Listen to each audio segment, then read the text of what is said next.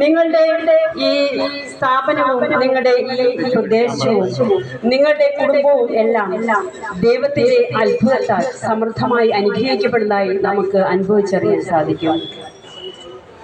സങ്കീർത്തന പുസ്തകം 34 അധ്യായം 10 വാക്യത്തിൽ ഇപ്രകാരം പറയുന്നുണ്ട്: സിംഹക്കുട്ടികൾ ഇരകിട്ടാതെ വിശന്നു വലഞ്ഞേക്കാം, കർത്താവിനെ അന്വേഷിക്കുന്നവർക്ക് ഒന്നിനും കുറവുണ്ടാവുകയില്ല.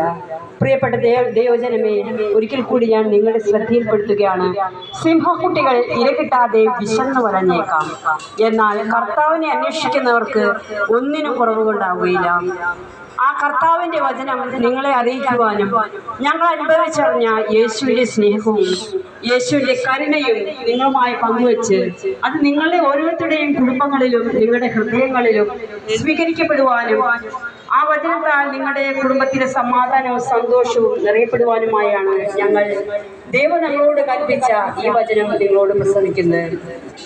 യേശുക്രിസ്തു 2026 വർഷങ്ങൾക്ക് മുമ്പ് പാപികളായ നമുക്ക് വേണ്ടി കുരിശിൽ മരിച്ച് ഉത്ഥാനം ചെയ്ത് ശിഷ്യന്മാരുടെ മുമ്പിൽ പ്രത്യക്ഷപ്പെട്ടപ്പോൾ അവിടുന്ന് പറഞ്ഞു, നിങ്ങൾക്ക് സമാധാനം.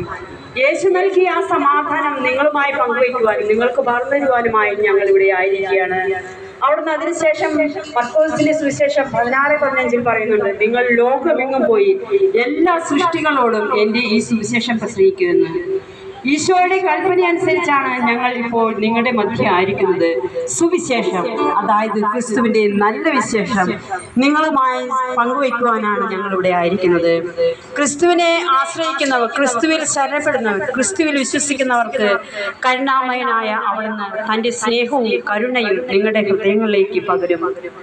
ഈശോ പീഡകൾ സഹിച്ച് കുരിശിൽ മരിച്ച് തൂങ്ങിക്കിടക്കുമ്പോൾ അവിടുന്ന് മരിച്ചു എന്നറിയാൻ വേണ്ടിയിട്ട് അവിടുത്തെ തിരുവിലാവിൽ കുന്തം കൊണ്ട് അന്ധനായ ഒരു പടയാളി കുത്തി.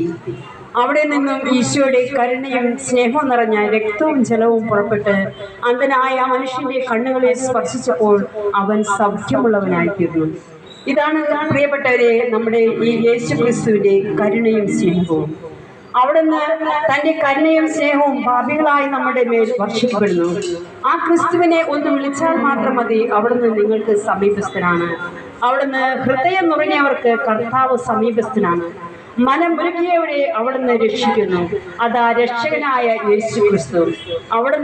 അവിടുത്തെ എത്ര പാപികളാണെങ്കിലും നമ്മൾ മനം നുറുങ്ങി നമ്മുടെ പാവങ്ങളെ കുറിച്ച് പശ്ചാത്തപിച്ച് അവിടുത്തെ വിളിക്കുമ്പോൾ അവിടുന്ന് നമ്മളെ രക്ഷിക്കും. പ്രിയപ്പെട്ടവരെ, നീതിമാന്മാരുടെ ക്ലേശങ്ങൾ അസംഖ്യമാണ്. അവയിൽ നിന്നെല്ലാം കർത്താവ് അവരെ മോചിപ്പിക്കുന്നു.